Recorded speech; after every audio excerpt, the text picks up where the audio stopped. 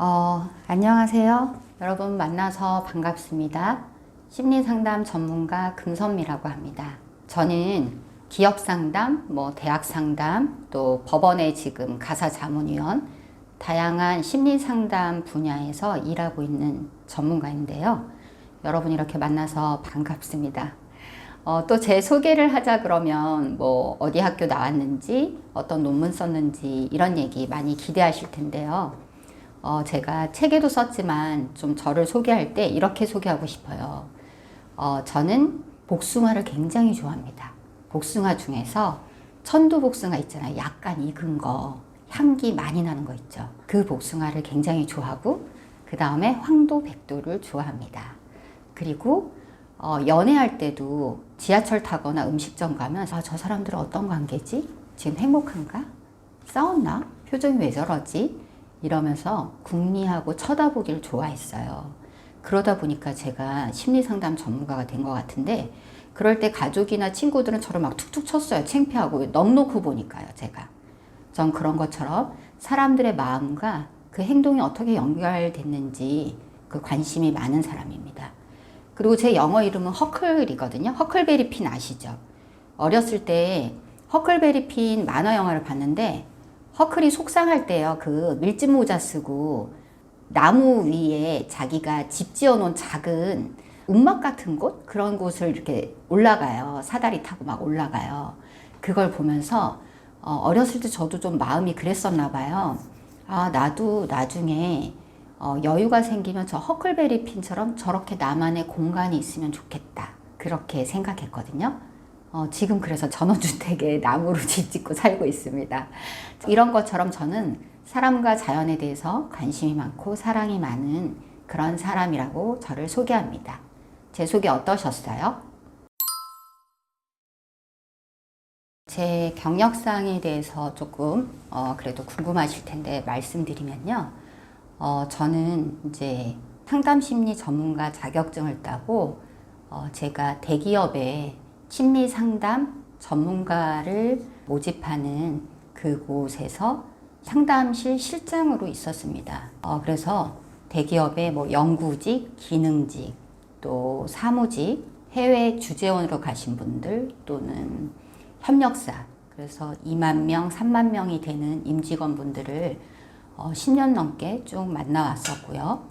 또 중소기업에서도 상담실을 혼자 이렇게 운영하면서 심리 상담을 했습니다. 근데 제가 주로 상담실에서 만났던 사람들은요, 저희 상담실이 처음에 2011년에는 상담실에 상담 전문가 선생님이 2명, 1명 이렇게 출발했어요.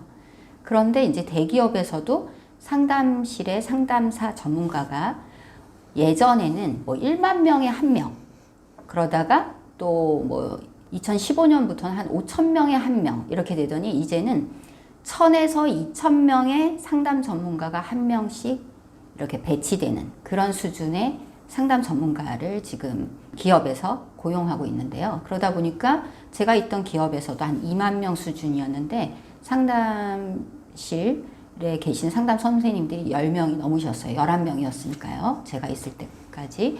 그러다 보니까 저의 주 상담 대상들은 팀장급 이상 임원분들, 전무님, 상무님 해가지고 각 그 부서나 부서장님들 이렇게 장급의 그 전문가분들을 제가 더 많이 만났죠. 실장이니까요. 그리고 밑에 있었던 선생님들은 또 연구직, 기능직, 생산직, 사무직 이렇게 나눠서 맡았고요. 그러다 보니까 제가 임직원들 대상으로 주로 이제 1대1 개인 상담 또는 집단 프로그램, 이제 회사에서는 팀빌딩 워크샵으로 진행했지만 저희 상담 용어로는 집단 상담이라고 하거든요. 이제 이런 것들을 많이 했습니다. 그래서 퇴직 예정이신 분들 또는 퇴직을 앞두고 심리 고민이 많으신 직급이 높으신 분들을 심층적으로 오랫동안 많이 만난 편입니다.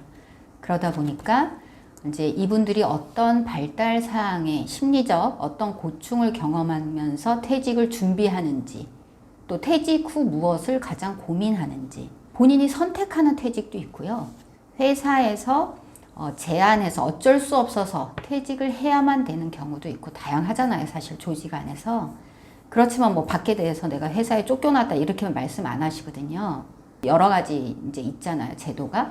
그래서 그런 분들의 이제 심리적 고충에 대해서 많이 듣고 그러다 보니까 회사 내에서도 퇴직을 이제 준비하고 있을 수 있는 팀장급 이상 또는 오래된 책임급 이상의 직원들을 대상으로 퇴직 시 준비해야 될 것들, 스트레스를 어떻게 관리할지, 뭐 멘탈을 어떻게 강화할지 이런 것들에 대해서 상담을 주로 많이 해왔습니다. 일단 먼저 그 분들이 직급이 높으나 낮으나 여성이든 남성이든 일단 좀 많이 불안해 하시니까 안타까워요. 제가 경험한 건 사실 그런 고정관념이 깨졌다고 할까요? 제가 높으신 분들하고 심리 상담을 오래 하면서 깨달은 건 다 같구나. 이제 자기가 선택한 퇴직이 아닐 때 겪는 그 불안, 당혹감, 놀람, 또 자신이 이제 퇴직을 이제 해야 돼. 뭐 더 이상 이제 임직원으로 재계약이 안 되고 뭐 상무님 이상은 거의 그냥 계약직이거든요. 임원급들이 계약직이에요, 그냥. 그러다 보니까 그 계약직이 겪는 불안이 있어요. 아무리 돈을 많이 벌어도 밖에서는 굉장히 모든 것을 잘할 수 있을 것처럼 당당함과 위풍이 있으시지만 사실 심리 내적으로는 매일 새벽같이 일어나서 얼마나 이 자기 업무를 위해서 준비하는지, 그리고 얼마나 강박적으로 모든 것을 디테일하게 신경 쓰고 있는지. 그래서 그런 분들의 그 불안하고 이러다가 도태되고 안 될까봐 그런 마음을 너무나 가까이서 경험하다 보니까 저는 이제 그 질문을 딱 받자마자 그분들이 지금 떠오르면서 안타까워요. 너무 기억나는 장면이 뭐냐면, 근데 그분도 모르셨던 거예요. 뭐 심리 상담 뭐 해서 내가 얼마나 얘기하겠어. 또 뭐 여성분이 내 마음을 얼마나 알겠어. 이래서 마주 앉아서 대화를 하다가 이게 울컥하신 거예요. 근데 뭐 아내한테나 어머니한테도 보여주지 않은 울음을 자기도 참기가 너무 어려우니까 옆에 이제 벽이 있었거든요. 저희 이렇게 테이블에 있었고 앉아 있는데 너무 당황스럽고 눈물이 확 올라차니까 벽을 콱 치면서 그 눈물을 겨우 참는데 흘러내리는데 남자의 눈물이 그렇게 슬플 줄, 그렇게 안타까운 건 줄 저는 이제 그때 아무 말 못하고 그런 것을 목격했어요. 그러다 보니까 저는 이제 임원분들이나 뭐 기업의 총장님들이나 또 뭐 아무리 이제 뭐 변호사님들 다 퇴직 시기가 되면 이제 저희 유료 상담 센터에도 오시거든요. 그러면 이제 그분들이 어디에서도 울 수가 없어요. 어디에서도 나 불안하고 무섭고 힘들다, 나 두렵다, 이 말을 할 곳이 없어요. 그것을 저하고 오롯이 하면서 마주하는 거. 그래서 전 그분들을 바라보면 이제 조금 안타깝고 위로해주고 싶고 함께 있어주고 싶고 그런 마음이 들어요, 먼저. 그래서 저도 대기업 임원분들은 뭐 연봉 자체가 우리보다 엄청 몇 배씩 있으니까 전 그분들은 돈 걱정 안 하는 줄 알았어요. 근데 정말 아이러니하게 여러분, 우리랑 똑같아요. 1번 돈 걱정. 내가 지금은 이렇게 고정적으로 매달 받는 것이 있었고 그래서 자녀나 집안 돌아가는 게 괜찮았는데 이것이 뚝 끊어졌을 때 이제 제2의 뭔가 수입의 파이프라인이 안정적이지 않으신 분들은, 근데 대체로 제가 만난 임원분들이 파이프라인으로 만들어 봐야 뭐 주식 투자, 뭐 조금 부동산 투자, 그리고 자녀 교육 투자 정도 하셨지 막 매달 막 수입이 펑펑 들어온다, 안정적이다, 선생님 나는 뭐 퇴직하고 그냥 골프만 치면 돼, 이런 분을 못 봤습니다. 밖에서는 늘 골프 약속이 있으시지만 속으로는 늘 저하고 하는 얘기는 1번 돈 걱정입니다. 어떻게 해야 될지 모르겠다고. 일단 당장은 힘드니까 쉴 건데 그 쉬고 나서, 그리고 우리는 요즘 뭐 오래 산다 그러잖아요. 제 나이가 40대 후반인데 그 서울대 건강의학과 교수님이 그러는 거예요. 지금처럼 먹고 지금처럼 걸어다니고 지금처럼 살면, 제가 112살이 평균 나이래요.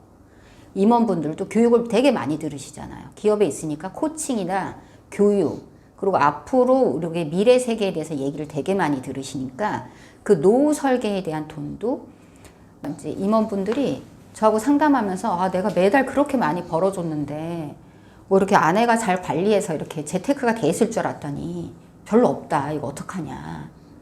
앞으로 어떻게 먹고 살아야 될지. 또 이렇게 지금 누리던, 지금 예를 들어 월 그 뭐 1,500씩 나갔다. 우리 집 지출이.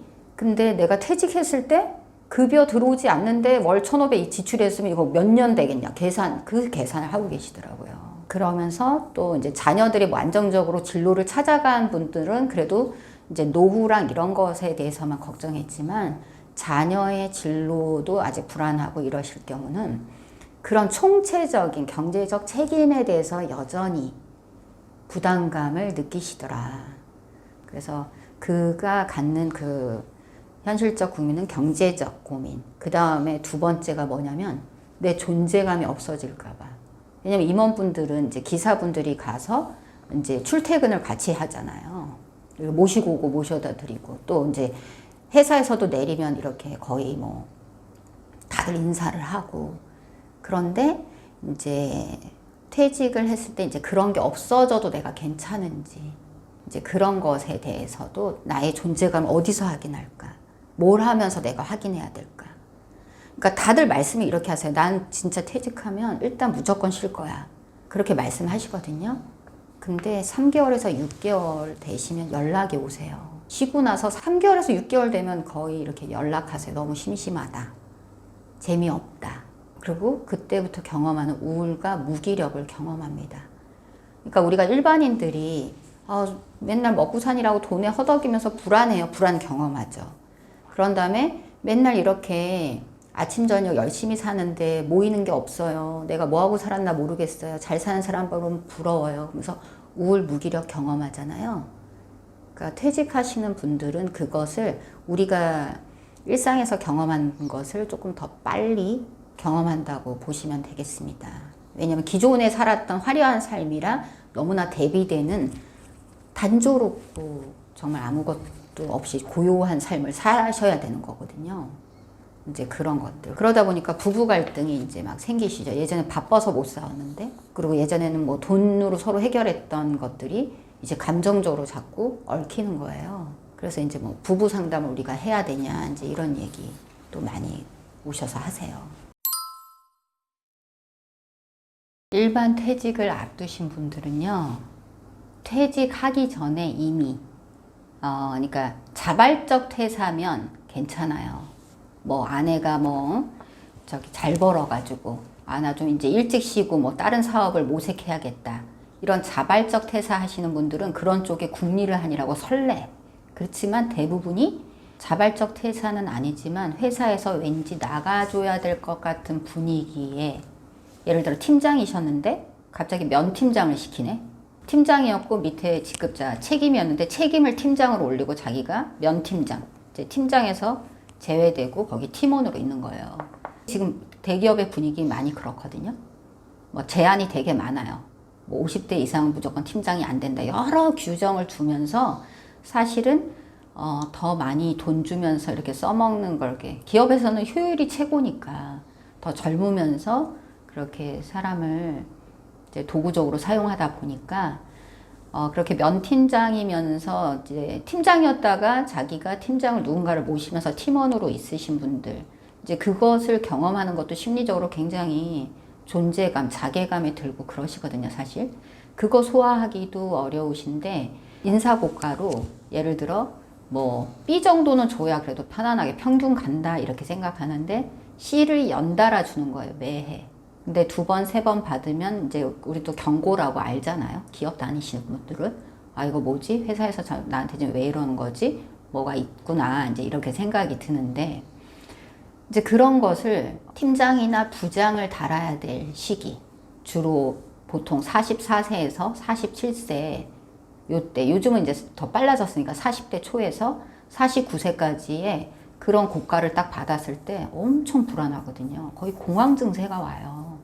그러니까 인사고과 발표 시즌이 11월 아닙니까? 기업마다 조금 차이가 있겠지만 그러면 11월에서 12월은 정말 암울해요. 상담실이 바쁘고 여러 진로 고민하고 또 이 부당함에 대해서 어떻게 하면 좋겠냐. 그랬으니까 이제 이런 식으로 퇴사를 해야 되는 뭔가 예감적으로 내가 여길 나가야 되나 봐라고 이런 예감을 받는 분들이 이제 상담실을 찾을 때는 거의 심장이 너무 뛰고 이러다 죽을 것 같다. 심호흡, 막 공황 증세를 경험하시면서 오시는 분도 있어요. 왜냐하면 앞으로 뭐 아이들 자녀 교육도 그렇고 이제 예상하지 못했던 것들이죠. 그런데 현실적으로 그러니까 뭐 임원급이 아니었으니까 급여가 그렇게 많지 않았잖아요. 뭐 많아야 뭐 1억대 초중반일 텐데 그 급여 가지고 이제 생활했었는데 갑자기 이제 명예퇴직이라서 주는 것이 되게 조금이에요. 뭐 많이 챙겨줘야 3년치 챙겨준다. 요 정도지만 그걸 받고 그러면 나가서 어떻게 해야 되나. 그러면서 이제 이분들도 경제적인 그 불안 또 내가 이렇게 나이 먹었고 인사고가 이렇게 받았는데 어디 다른 데 경력직으로 채용이 가능한가. 그러니까 이분들이 하는 고민은 뭘 사업을 해야겠다기보다는 그동안 생계를 이렇게 급여자로 꾸려왔기 때문에 다른 데 취업이 가능할까? 나 지금 나가서 뭐 해야 될지? 그 불안이 너무 오시니까 업무에 집중하시기도 어려워서 업무 하시다가도 막 심장이 너무 뛴다. 이래서 회사 한 바퀴 돌다가 오시기도 하고 그래요. 그러니까 잠도 잘 못 주무시고 어떤 분은 아예 잘 못 드셔서 살이 빠지시는 분 아니면 너무 스트레스로 체중이 5kg 이상 증가하시는 분 그 불안의 증상이 스트레스 증상이 저마다 그렇게 나타나는데 그래서 뭐 상담하면서도 굉장히 많이 긴장해요. 어떻게 해야 되나. 그러니까 현실적인 고민을 되게 많이 하세요. 그래서 지금부터 뭐 기술을 배워야 되나? 아니면 뭐 예를 들어 HR 조직에 계신 분들은 선생님 제가 뭐 나가서 그럼 코칭이라도 해봐야 될까요? 코칭 자격증을 따볼까요? 그러면서 막 그 교육 자격증 그런 걸 사이트를 알아보는데 우리나라 코칭 회사가 그렇게 많대네? 그러면서 자격증 주는데 다 돈이 필요하대요. 그래갖고 이거 뭘 해야 되냐 또 고민하시고. 그런데 그 고민을 아내하고 하자니 아내는 일단 나 퇴사해야 될 것 같아. 이 말 듣기 싫어해요. 아내분들은. 왜냐면 아내분들도 불안하니까. 좀만 버텨. 당신이 조금만 힘써봐. 애 대학 졸업 때까지 있어야지. 등록금 나오는 데가 어디야. 이제 이런 식으로 하니까 말을 못 하는 거예요. 근데 사실 이분들은 한 발 한 발 현재 업무하면서 불안감, 또 조직원들이 자기를 힐끔힐끔 볼 때 그 창피함, 수치스러움. 그러면서도 내가 처자식을 먹여 살리기 위해서 여기 나와 앉아있는 그 용기에 대해서 타당함이 필요하거든요. 그러면서 그분들하고 한 발 한 발 그러면 몇 월에 명예퇴직을 할 거고 그리고 나서 어떻게 좀 쉼을 가지면서 어떻게 뭐 코칭 준비를 할지를 하나하나 전략적으로 현실적으로 같이 생활을 함께하는 구체적인 가이드 계획을 세우는 거 이런 것들에 굉장히 도움을 절실히 필요로 하죠. 그리고 자신의 내면 이렇게 부끄러운 거 수치감 느꼈다 이런 모욕적이었다 이런 것을 뭐 엄마한테도 할 수가 없고 자식한테도 할 수 없고 아내한테도 할 수가 없다. 친구들한테는 더더욱 못해요. 왜? 다 나보다 괜찮고 잘 나가는 것 같거든요. 다들 서로 속이고 있는 거지만 그런 것 같아서 말 못하고 계셔요. 그래서 그럴 때는 이렇게 회사 내 심리상담 전문가들 계시잖아요. 그분들 찾아가서 이렇게 1대1 그분들은 이런 노하우나 경력이 많으실 거예요. 기업 내 상주하고 계셨다면 기업에서 이런 상담을 계속 하셨을 테니까 그분들하고 한 발 한 발 스텝 바이 스텝으로 준비하시는 게 여러분의 그 심리적 충격 여기 퇴사하고 났을 때 현실을 한 발 한 발 가면서 되게 힘드시거든요. 그러니까 그렇게 좀 마음 챙김을 같이 해나가시기를 좀 말씀드리고 싶어요. 돈 걱정이랑요, 뭐 해야 되지? 나 뭐 하고 살면 되지? 존재감 확인할 곳. 그러니까 임원분들도 그랬잖아요. 그 경제적으로 안전성을 내가 계속 유지할 수 있나? 네 생활을 유지할 수 있나? 창피당하지 않나? 그러면서 플러스 나의 존재감. 난 이런 사람이야. 나 잘 나갔지. 그러니까 우리는 약간 자신의 전문 분야의 일을 하면서 존재감을 확인하거든요. 자신의 삶의 의미 같은 거. 그러니까 이런 것들을 퇴직을 준비하시는 분들은 가장이니까 내가 돈을 매달 수입이 있어야 내가 집에서 잘 역할하고 있는 거. 그러니까 돈하고 연결되는 거예요, 자꾸. 그러면서 또 내가 회사에 나가서 뭔가 회사가 아니더라도 어디 가서 일을 해서 거기에 대한 대가를 받을 때 자기가 의미 있다, 쓸모 있다, 잘 살고 있다, 이렇게 생각하는 거죠. 그래서 사실 우리 직장인들이 재테크 되게 많이 하잖아요. 뭐 주식 투자, 부동산 투자부터 다양한 뭐 그렇게 재테크하는 이유가 뭡니까? 거기에 뭐 다들 네이밍에 이렇게 써 있더라고. 뭐 40대에 파이어죠. 빨리 퇴사해서 안정을 누리고 싶다. 그러니까 조건이 뭐예요? 경제적으로 가정을 이뤘으면 또는 각 개인은 경제적으로 안정을 갖춰야 그 다음 뭐가 된다라는 생각을 우리 안에 굳건히 있는 거 아닙니까? 그래서 파이어족이 빨리 되려고 그러고 뭐 44세 은퇴가 목적이다. 요즘은 젊은 친구들은 제가 상담해보면 저는 부부가 맞벌이 하는데요. 저희는 40대 은퇴가 목적이에요. 이렇게 굉장히 뭐 더 많이 일하고 뭐 빨리 명예에서 성공 그게 아니라 빨리 많이 버는 거? 그거를 포커스 두더라고요. 그래서 젊은 친구들이 그렇게 재테크를 열심히 하대요. 그러니까 이게 자본주의여서 이럴까. 근데 우리가 회사에 간다는 것 자체가 돈을 벌기 위해서 가잖아요. 뭔가 자기의 달란트, 장점, 타고난 특기를 뭔가 보여주려고 간다 그럼 꼭 회사 안 가도 되잖아. 어디 봉사활동 가서도 해도 되잖아. 근데 왜 봉사활동 가지 않고 우리가 매일 출근을 하는가요? 그 돈하고 연결돼 있죠. 또 자본주의에 살고 있고. 그러다 보니까 뗄래야 뗄 수 없는 거다. 그러니까 우리가 갖고 있는 현실적 불안의 그 경제적인 안정이 큰 자리를 차지하고 있는 것 같습니다. 그래서 다들 이제 임원분들도 반신반의하면서 너무 답답하니까 오시고 그러거든요. 이렇게 둘이 앉아서 대화하는 것도 처음 보는 사람이랑 대화한다고 뭐가 달라지겠어. 그런 의구심을 많이 갖고 와요. 근데 이제 1번 이런 거예요, 여러분. 여러분이 마음이 편할 때는 주로 어떤 행동을 하죠? 마음이 편안할 때. 어떻게 행동해요?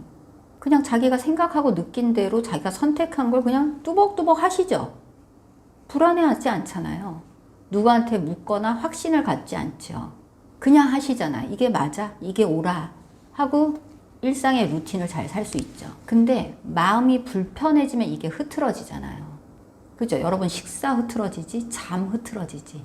쉬어도 쉰 것 같지 않죠? 그러면서 계속 피로감이 누적되죠. 그러면서 계속 이렇게 사는 게 맞나? 그러면서 계속 생각은 뭔가 이게 아닌 것 같아. 안 맞는 것 같아.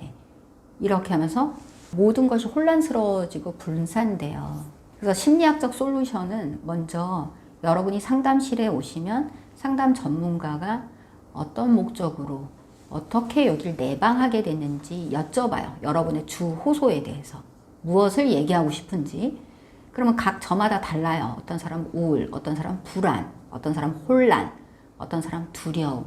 각자 자기의 주제가 있거든요. 그런데 누구든지 선명하게 선생님 전 지금 불안해서 힘들어요. 이런 사람이 없어요. 근데 상담 전문가하고 얘기를 주저리 하다 보면 그러니까 본인들은 그냥 선생님 저 이게 이런 말 해도 되나요? 하소연처럼 해요. 근데 하소연을 제가 들으면서 지금 많이 그래서 심리적으로 이렇게 일상을 평상심을 잡고 사시다가 지금 그 일격 때문에 되게 불안감이 올라오셨군요. 이러면 이제 그때서야 본인이 이 정서가, 이 감정이 내가 불안해서 이런 거였구나.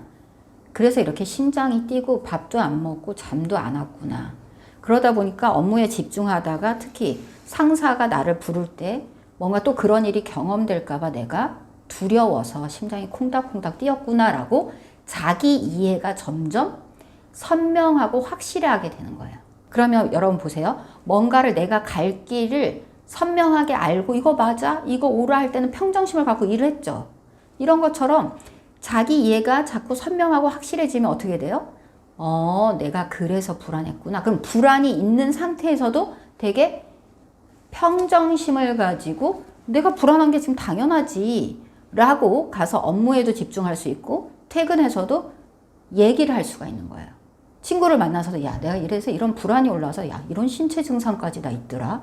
그런데 선생님하고 이런 얘기하면서 그걸 난 이제 내가 지금 불안한 게 당연해 라고 인정하고 나니까 되게 편안해지는 거야. 그래서 여러분이 특히 이제 우리가 기업에 있고 이제 많은 30, 40대 남성분들이 정서적인 것, 감정적인 것은 이성으로 컨트롤할 수 있다. 그것은 감정은 배제해야 된다. 또는 감정을 이렇게 일하고 연결시키면 안 된다라고 많이들 생각하고 말해요. 근데 잘 생각해 보세요. 우리는 이성과 감정이 같이 있는 인간이에요. 그런데 이성으로만 여러분이 진짜 컨트롤 되던가요? 그것도 편할 때야. 여러분이 뭔가 감정적으로 흔들리잖아요. 내 안에 감정적으로 건드려지면 그 이성으로 컨트롤하는 건 정신승리는 한계가 있어요. 2, 3일을 못 가. 그래서 오는 게 우울 무기력이래요. 그냥 갑자기 어느 날 무너지고 누워버리고 아무것도 하기 싫어지는 거. 아니면 회피해버리는 거. 그러니까 심리학적으로는 그렇게까지 갈 것을 예방 차원에서도 그런 것들을 보세요. 아, 나 불안하군요. 내가 퇴사를 앞두고 되게 불안하군요. 그게 당연하군요. 그럼 뭐라는 줄 알아요? 나가실 때? 아, 선생님 되게 불안했었는데 그 불안을 제가 인정하고 허용하고 선생님하고 자꾸 나누다 보니까 뭐가 불안한지 구체적으로 나누다 보니까 선명하게 알게 되니까 저 지금 좀 편안해요. 불안한데도 웃을 수 있고요. 불안한데 밥 먹을 수 있고요. 불안한데 잠 잘 잘 수 있어요. 그래서 감정은 이성으로 컨트롤할 것이 아니라 감정과 이성은 있는 그대로 느껴주고 수용하고 내 안에서 그대로 받아들여 줄 때 그 잠잠한 평온감을 맛보는 겁니다. 심리학적으로는 그런 것을 경험하게 될 거예요. 그리고 불안을 구체화하다 보면 선명해지니까 자기가 무엇을 어떻게 현실적으로 무엇을 해나갈지 자기 안에 다 해답이 있거든요. 본인들이 자기 해답을 얘기하면서 일상을 또 사세요. 그러고 나서 일주일 있다가 선생님 저 이렇게 하니까 이렇게 됐어요 라고 막연히 불안해서 어쩔 줄 몰라 하던 것을 불안을 그대로 온몸으로 느끼고 현실로 갖고 와서 구체화시키니까 일상에서 그 불안에 직면해서 하나씩 하게 되고 행동화하게 돼요.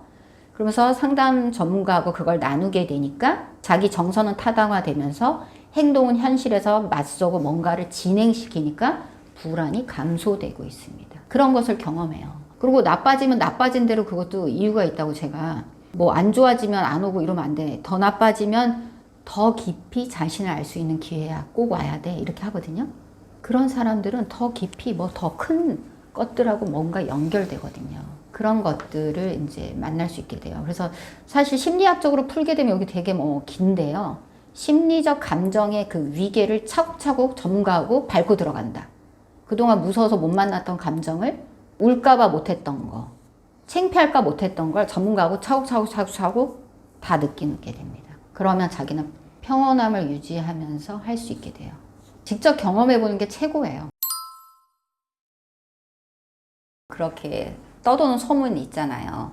그렇게 뭐 존경하고 대단하다, 닮고 싶다, 모델링이다 뭐 이렇게 했던 관계들은 다 끊어지고 내가 톡을 해도 대답도 없다. 처음엔 좀 있어요. 근데 다 끊어지는 거 맞습니다.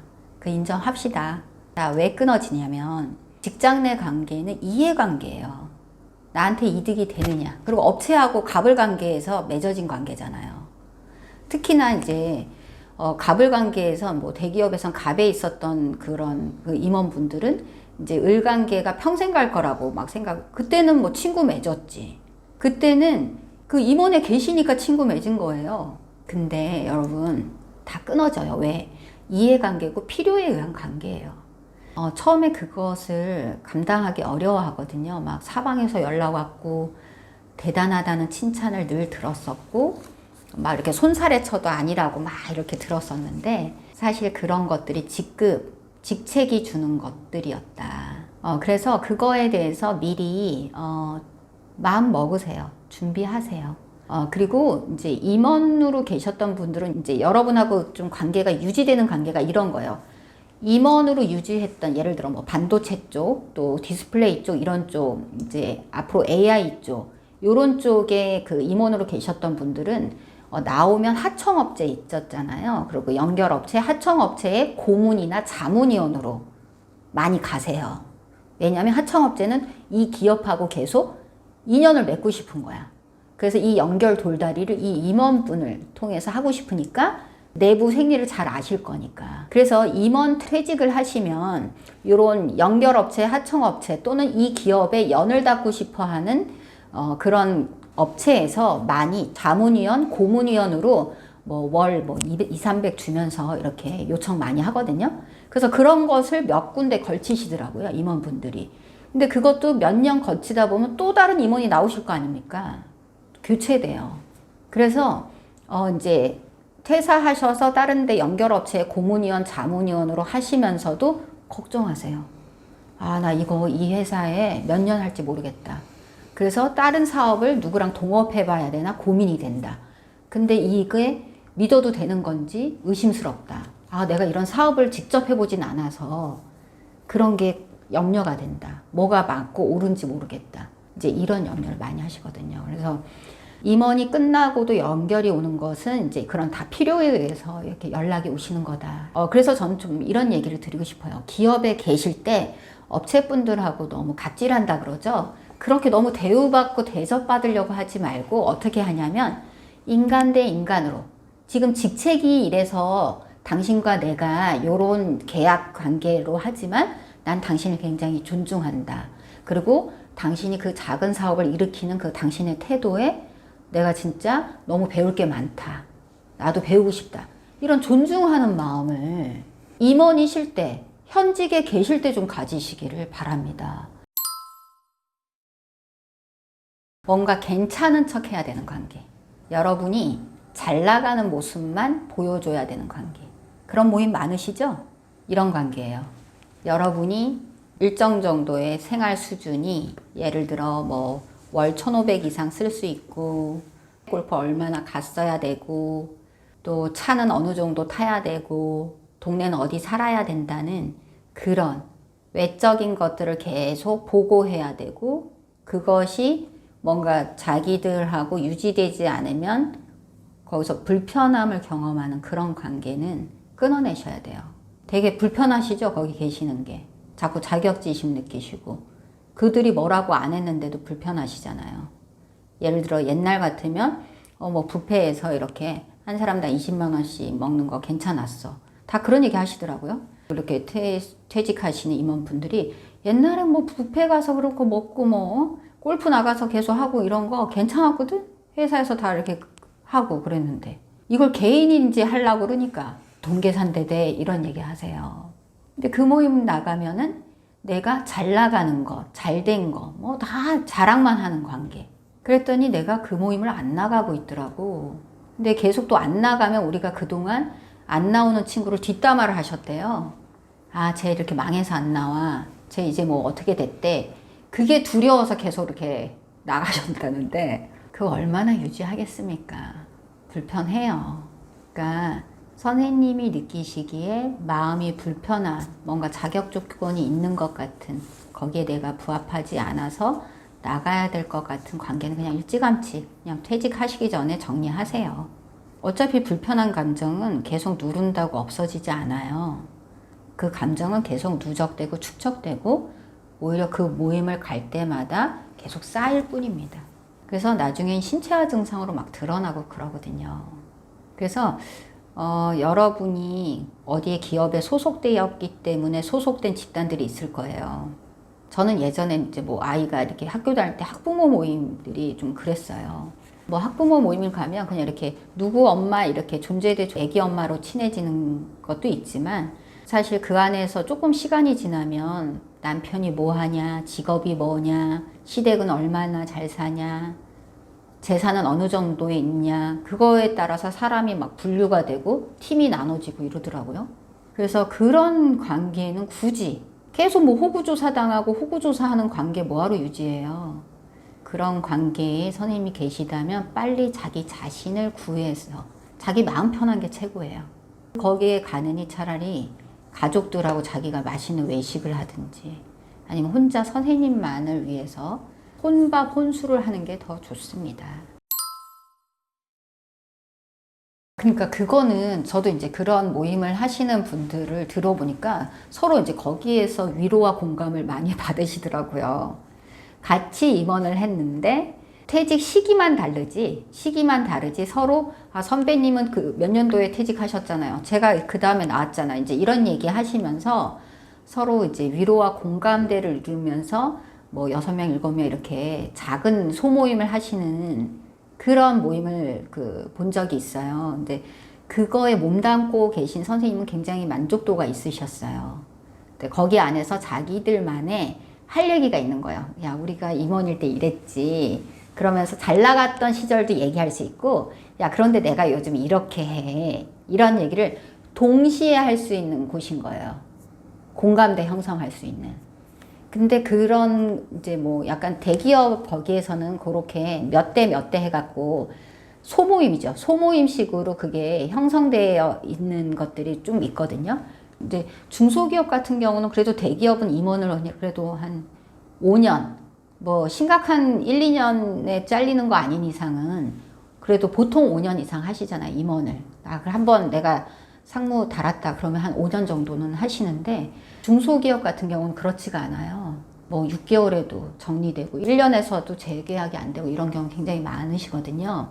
근데 그런 분들을 상담해 보면 그런 모임이 이제 없으신 거예요. 그러다 보니까 그분들은 여기에 퇴사될 것 같으면 빨리 다른 또 중소기업 그 관련 업종을 찾기 위해서 뭐 경영인들의 밤, 막 이런 모임, 또 어디 뭐 능률협회에 그런 그 인사 담당자들이 오는 그런데 이제 명함을 가지고 경력 이력상을 가지고 많이 참여하시더라고요. 왜? 다시 조금 계속 이제 일을 하고 싶으셔서. 그래서 그거는 이제 그것의 기준이 있죠. 그런 모임의 기준을 저는 그런 거예요. 선배님들의 그런 뭐 그 모임이 있다 하더라도 그 모임이 본인에게 느껴지기엔 마음이 뭔가 불편하다. 그 모임에 참석하고 나면 내가 되게 다운된다. 그런 마음이 든다면 굳이 안 참가하셔도 되고, 이거는 개인의 여기 여러분의 가슴을 주관으로 하시면 좋을 것 같아요. 아니, 퇴직까지 하고 나서 그렇게 불편한 모임을 굳이 할 필요가 있나. 그래서 여러분이 나가셔서 같이 웃으면서 즐길 수 있는, 그러니까 여러분이 주로 모임을 하는 거기 목적이 보니까 마음의 위로도 있지만 다시 재기하려고 그 모임을 나가신 경우가 꽤 많거든요. 이렇게 하다 보면 선배가 또 뭐 사업 하나 읽어서 또는 선배 친구가 하는 것에 선배가 가면서 나도 끌고 가겠지. 이제 약간 그런, 그것도 이해 타산 아닙니까? 그런 걸로 나가는 건데 너무 마음이 불편하시다면 조금 정지하시고, 근데 거기 나가서 나한테 뭐 이로우면서 마음도 편하시다면 그러면 하시기 바랍니다. 그래서 사실 퇴직하고 나서 이제 오라는 곳이 막 바로 없어서 그러지 되게 마음은 분주해요. 자기 개발도 해야 될 것 같고, 뭔가 더 자격을 갖춰야 될 것 같고, 그러면서 어디 협회나 모임이나 또 그런 장급들의 만남도 계속 인간관계를 잘 해야 나중에 내가 생각나지 않을까, 이런 생각 차원에서 굉장히 마음은 분주하거든요. 그래서 되게 용기 내서 이제 전화를 하는 건데 누가 전화를 안 받거나 연락이 다시 리콜이 안 오면은 되게 이제 그 마음이 위축되는 거죠. 네, 자기 좋은 거 하세요. 취미 생활도 왠지 해야 될 것 같은 뭐 영어 공부 해야 될 것 같아서 또 가서 또 위축되고 막 이러시지 마시고 좀 하고 싶은 거 하세요, 여러분, 이제는. 그래서 좀 웃으면서 이렇게 사셔야 돼요. 자꾸 자기를 끊임없이 뭔가 개발하고 더 낫게 해야 된다. 그걸 조금만 좀 내려놓으세요. 저는 이제 여행을 좋아해서 해외 많이 나가다 보니까 필요해서 영어를 배우는데 거기에 영어 해야 잘해 보시겠다고, 유창하게 하시겠다고 많이 이제 퇴직하신 임원분들 이렇게 오세요. 연세 많으신데 뭐라고 하시는 줄 알아요? 저한테?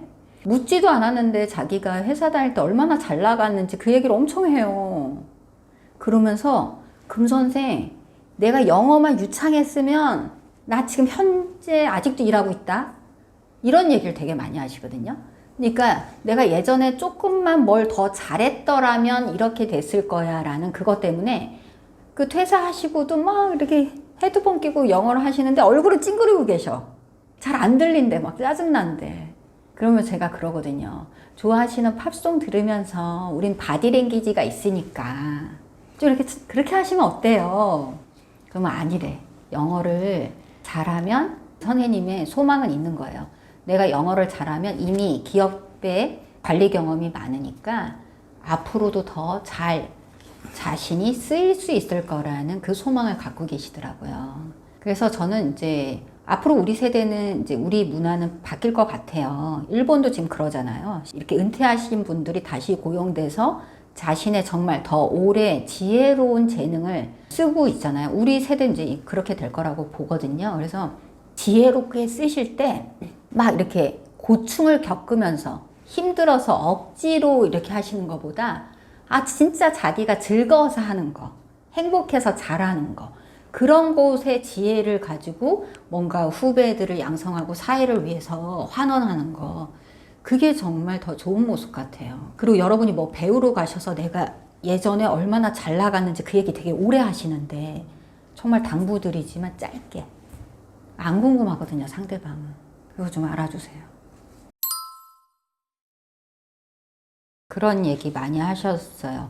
혼자 시간 보내는 거랑 혼자 밥 먹는 거, 그런 게 낯설고 창피하더라. 그래서 뭐 굶기도 하고 사가지고 집에 들어가서 먹고 그렇게 얘기하시는데, 근데 지금부터라도 이제 혼자 있어 봐야 되지 않을까요, 여러분? 우리가 이제 오래 살게 되잖아요. 여러분이 건강 관리도 얼마나 잘 하십니까? 그럼 앞으로 오래 살 텐데 언제까지 누군가 뭔가 매번 함께 해야 된다는 그래야 내가 조금 편안하다, 그렇게 생각하시겠어요? 우리는 결국엔 죽음도 혼자 맞이하잖아요. 그러니까 일단 혼자 잘 있어야 돼요. 혼자 잘 있을 수 있는 사람이 연애도 잘하고 같이도 잘 살아요. 같이 함께도 잘 살아. 그건 동년배하고도 그렇고 세대 차이가 나도 그래요. 이제 혼자 못 있는다는 것은 뭐예요? 보살핌을 받아야 된다거나 누구의 케어를 받아야 된다는 얘기예요. 그건 뭐예요? 의존이죠. 그러면 그건 상대방이 같이 있음으로 해서 상대방의 피로도를 필요한 거예요. 상대방이 더 애써야 되고 노력해야 되는 관계는 어때요? 상대방이 더 노력하고 애써야 되는 관계. 보세요. 여러분이 뭐 예전에 지도 교수님하고의 관계, 상사하고의 관계, 왜 불편해서 같이 밥 먹기 싫었나요? 웬만하면 밥 같이 먹기 싫었잖아요. 그 이유가 뭐예요? 같이 있으면 내가 뭐 대접해야 될 것 같고, 맛있는 거 있으면 그분한테 먼저 드세요 이렇게 해야 될 것 같고, 그것도 내가 뭐 먹는 모습을 보고 나를 평가할 것 같고, 이러면 어때요? 최소한 덜 만나고 싶고 같이 있으면 불편하잖아요.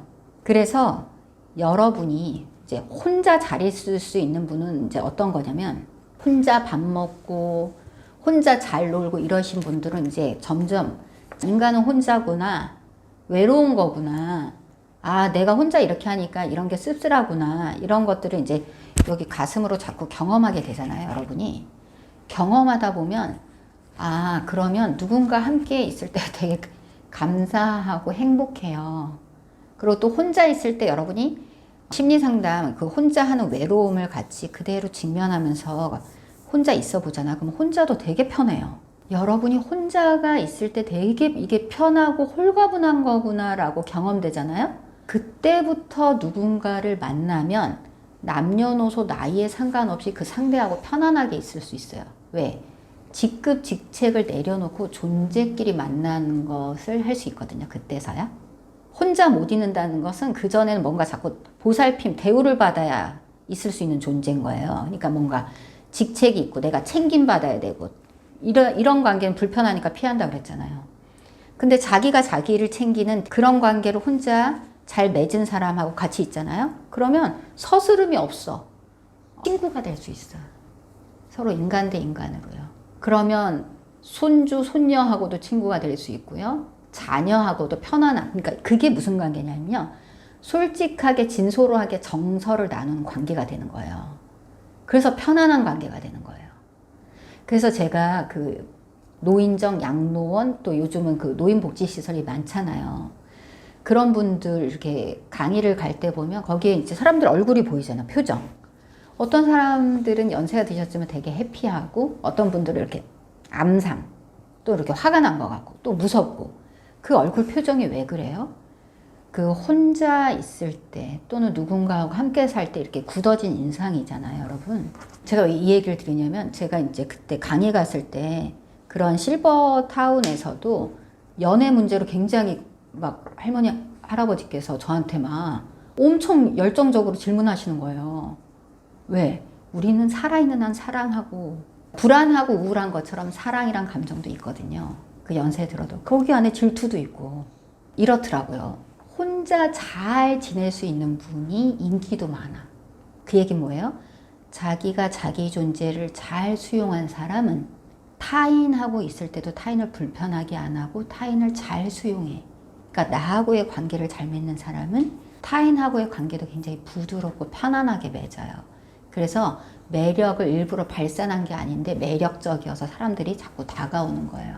마음이 오고 가고 편안해야 관계도 잘 되는 겁니다. 그래서 지금 혼자라고 그 혼자 있는 게 무서워서 어딜 가야 되나? 이러지 마시고 일단 뭐 춤을 배우고 싶으면 춤 배우러는 가세요.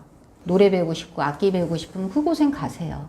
근데 그걸 꼭 누군가하고 같이 해서 거기 사람 사귀어서 어떻게 그거를 마스터하려고 하지 마시고 오롯이 내 마음이 하고 싶은 활동을 혼자 하면서 혼자 밥도 먹고 혼자 여행도 다니고 놀러도 다녀보시면 옆에 사람들이 다가오는 날이 있을 겁니다. 그때 함께 즐겨도 늦지 않아요. 그래서 혼자 먼저 만끽하세요. 그 존재의 가벼움, 홀가분함을 먼저 만끽하세요. 임원분들도 그렇고 뭐 저도 그렇고 뭐 잘 나간다, 나 잘 됐다 이런 얘기를 하고 싶을 때가 있잖아요. 그러면 꼭 이제 그것에 대해서 축하해, 정말 대단하다 이런 분들도 너무 감사해요. 감사한데 한 50%는 이렇죠. 임원분들이 퇴직했는데 책을 써서 더 잘 됐다 그러면 10명 중에 보세요. 한 20%가 와 대단해, 역시 대단하십니다 이렇게 해요. 그리고 또 20%는 아예 댓글로 어우 재수없어, 뭐 남이 아는 거 다 뭐 여기다 왜 썼냐 뭐 이렇게 부정적. 그러니까 나한테 무조건 긍정적인 사람이 10에서 20% 있어요. 그래서 여러분이 어디 새로운 장소에 가면 늘 화장실 가는 친구, 밥 친구를 만들 수가 있는 거예요. 여러분이 어느 모임을 가도 막 불안하니까 먼저 같이 밥 먹을 사람 찾잖아요. 그런처럼 여러분한테 어딜 가나 호의적인 사람은 10에서 20%가 있다. 그거와 마찬가지로 여러분을 그냥 무조건 뭐 얼굴이 싫다, 키가 싫다, 목소리가 싫다, 그냥 느낌적으로 싫다라고 하는 10에서 20%는 무조건 싫어하는 분이 있어요. 20%, 20% 양극단으로 있다고 보면 돼요. 그러면 빼면은 한 60% 남죠? 그러면 이제 이 60%는 여러분이 하기 나름에 따라서 나를 긍정하는 편이 될 수 있고 또는 부정하는 편이 될 수 있는 거예요.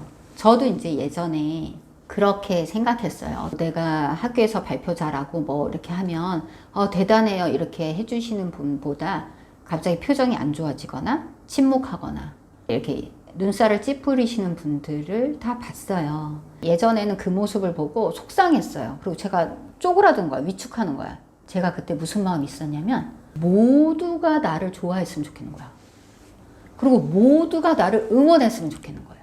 그리고 모두가 나를 괜찮다고 여겨줬으면 좋겠는 마음이 그때 있었더라고요. 더 밑에는 나는 비난받고 싶지 않아. 나는 비판받고 싶지 않아. 너희가 나를 잘 몰라서 그래. 나 얼마나 노력했는 줄 알아? 나 좀 알아줘. 나 진짜 알면 괜찮은 사람이야. 이런 내 안에 목소리가 있었더라고요. 다시 여러분한테 질문할게요. 여러분은 그러면 어떤 사람이 잘 나간다고 여러분 앞에 자랑할 때 대단하십니다 이렇게만 해요? 그래요? 전 안 그래요. 전 솔직히 내 마음에 끌리는 사람은 와!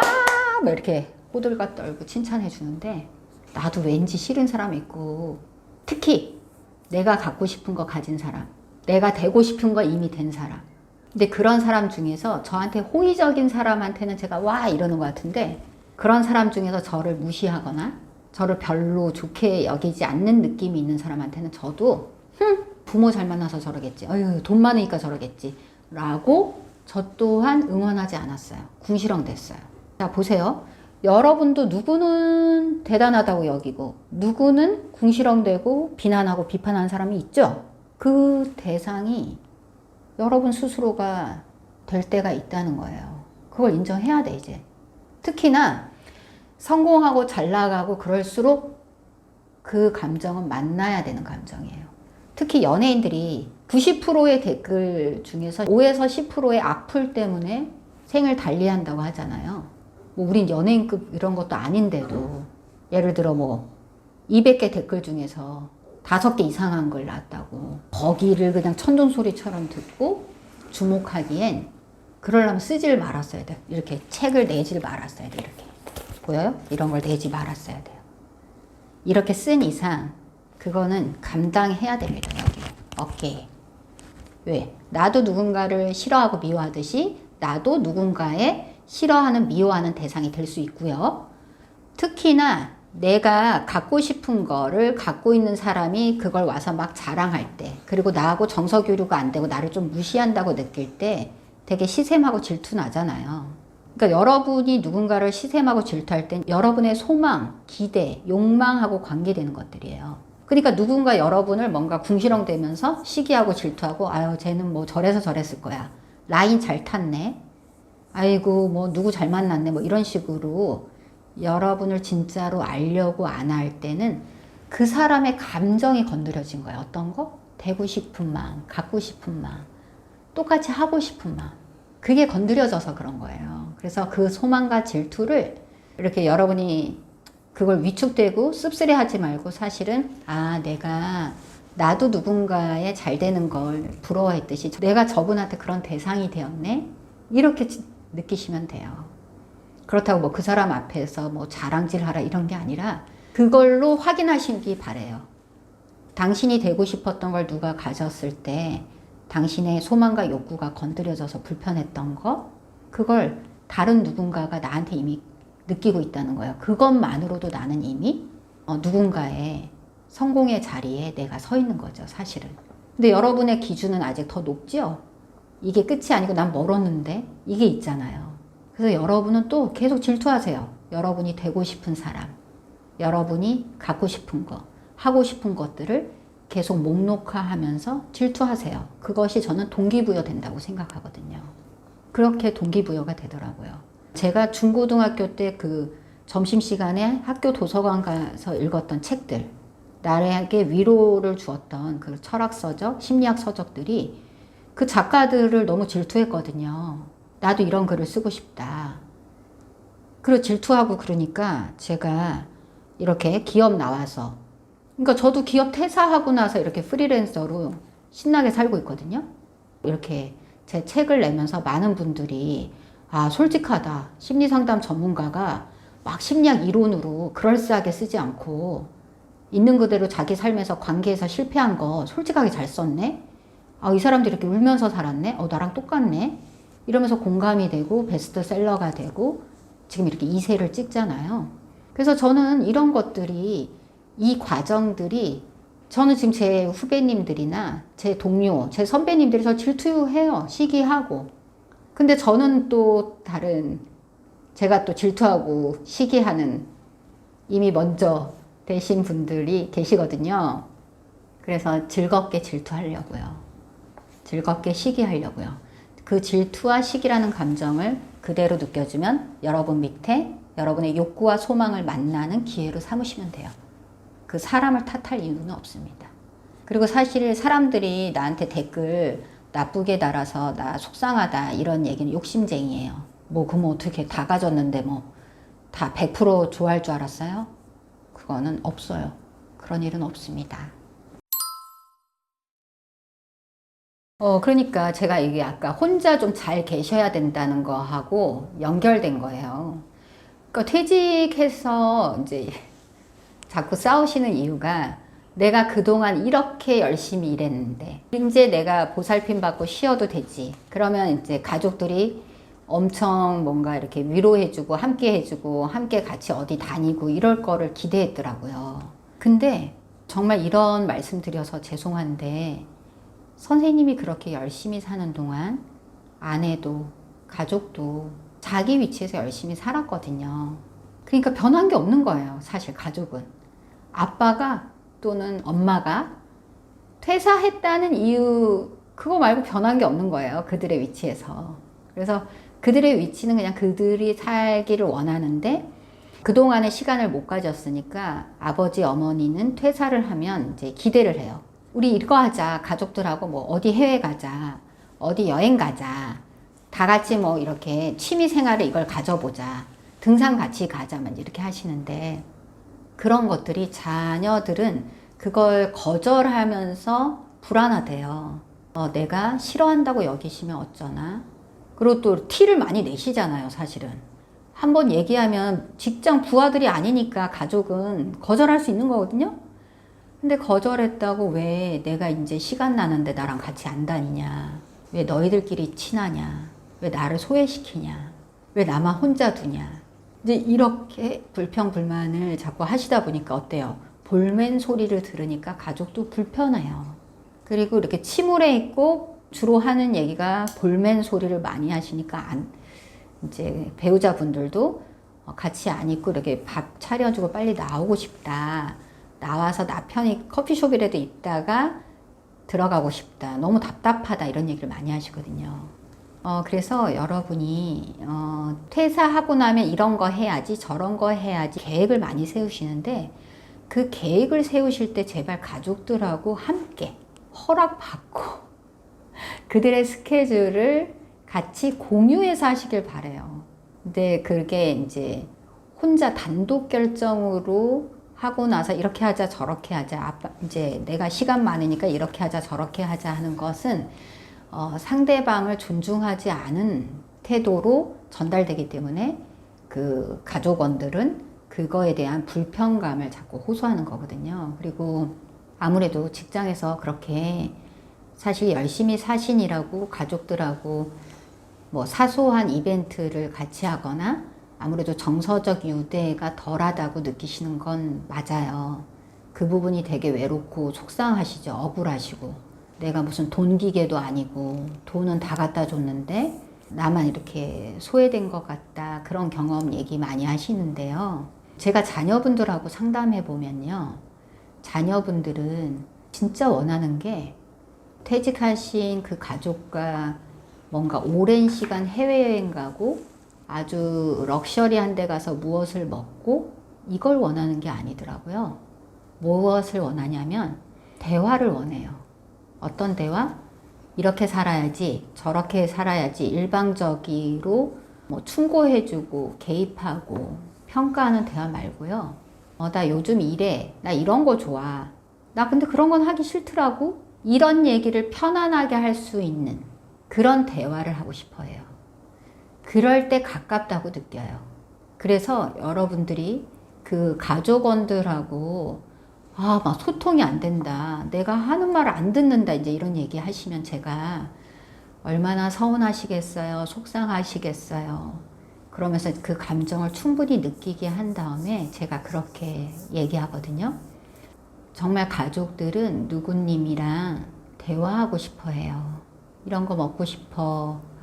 그 아빠는 그런 거 먹고 싶어. 나는 근데 지금 이런 거 먹고 싶어. 그래? 그럼 이거 다 같이 먹을 수 있는 거 뭐가 있나? 어떻게 하면 좋아? 이렇게 그때그때 갈등도 대화하면서 풀어나길 원하지 뭔가 한 가지 주제를 가지고 답이 정해진 걸 얘기하고 싶지 않아 합니다. 그래서 여러분이 지금 가족원에서 소외감을 느낀다면 지금부터 가족들하고 친해질 수 있는 기회예요. 그 갈등을 가지고 대화하면서 진짜 마음이 어떤 건데 어떻게 하고 싶은데 내가 너무 내 생각만 했어? 내 일방적으로 얘기했어? 어떻게 하고 싶은데? 라고 자꾸 좁혀가면서 가족원들을 알아가시는 시간이 되시길 바래요. 그러면 돈 많이 안 쓰고 시간 많이 안 쓰고 가까워져요. 친밀해져요. 그래서 친밀해지면 그 다음 여행이고 같이 취미활동을 하게 돼요. 근데 우리는 정서적 친밀감 없이 뭔가 자꾸 활동을 같이 하자고 하니까 이런 거예요.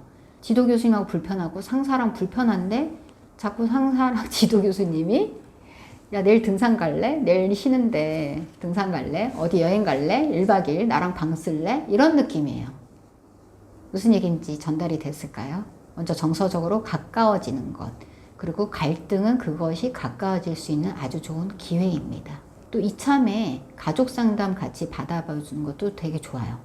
또 부부간에 불편감이 있으시다면 부부 상담을 통해서 아주 이참에 정서적으로 시간 많으시니까 같이 상담소 가실 수 있잖아요. 부부 상담 90분 진행되는데 가족 상담도 90분 진행되는데 얼굴빛이 달라져요, 가족들이. 살아오면서 이런 얘기 처음 해본다 이런 얘기를 하거든요. 그래서 그런 계기로 잡으시면 굉장히 좋죠. 충격적일 수 있는데요. 내가 왕년에 어떻게 회사 생활했는지 그 얘기를 정말 끝도 없이 하시는데 별로 사람들이 궁금해하지 않는다는 거예요.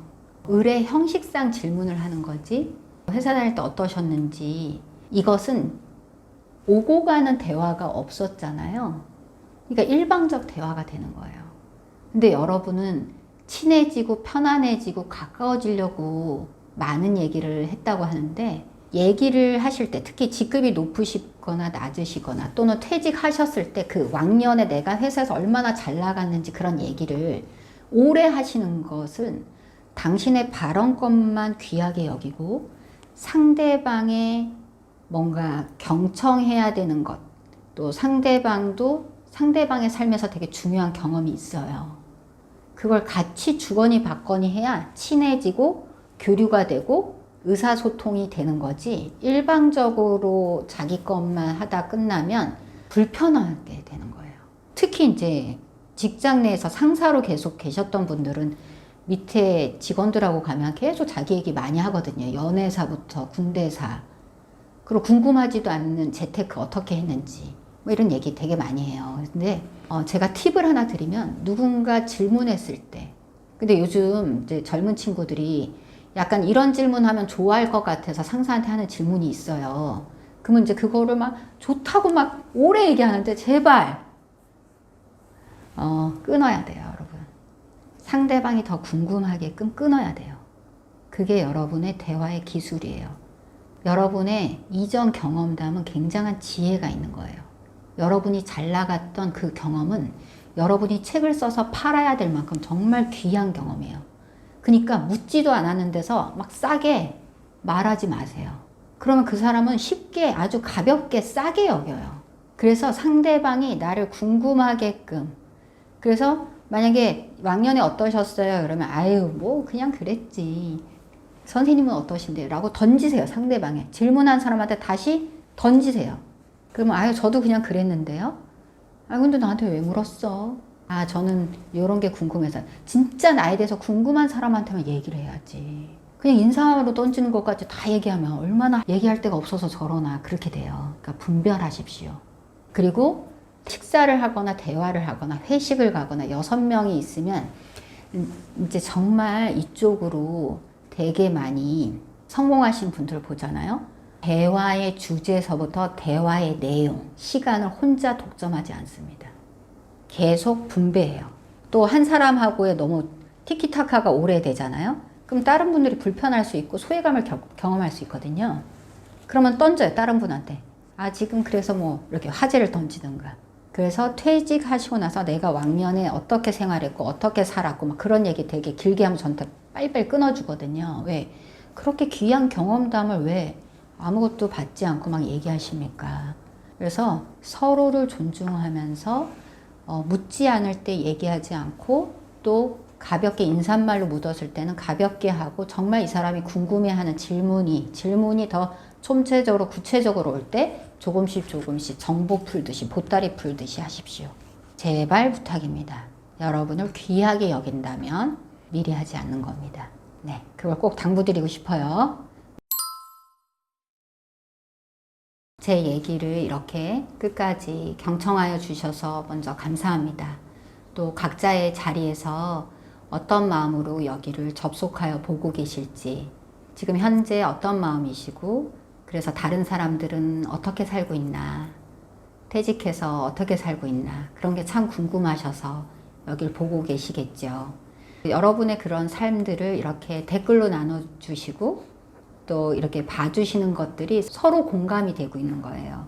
아, 우리가 서로에 대해서 되게 궁금해하고 있는구나. 그 얘기는 뭐예요? 서로 위로받고 공감받고 싶구나. 나도 이런데 당신도 그렇구나.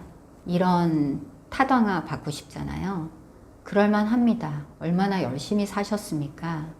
먼저 여러분의 삶을 퇴직하기까지 얼마나 충성을 다해서 열심히 살았는지 그 부분에 대해서 스스로에게 대해서 셀프 스트로킹이라고 하거든요. 스스로가 스스로에게 무조건적 긍정적으로 칭찬, 존재에 대해서 인정해 주는 말. 그래, 나 참 열심히 살았어. 잘 살았어. 그래서 내가 여기까지 왔어. 그것을 드리고 싶습니다. 당신이 잘 살았기 때문에 지금 이 공감과 이 위로의 장에 함께 있는 거고요. 또 앞으로 새로운 장이 열릴 겁니다. 그랬기에. 그래서 여기에서 다양한 팁을 얻고 계실 거예요. 그래서 심리적으로 뭔가 불편감이 있다 그러시다면 이제 그것을 숨기지 마시고 이렇게 심리상담 전문가하고 나누는 것, 또 뭐 심리상담 커뮤니티를 활용하는 것, 또 그런 것에 여러분의 용기를 내서 두드려 보셔도 된다는 것, 그것 자체가 굉장히 건강하다는 것, 그것을 말씀드리고 싶네요. 감사했습니다. 고맙습니다.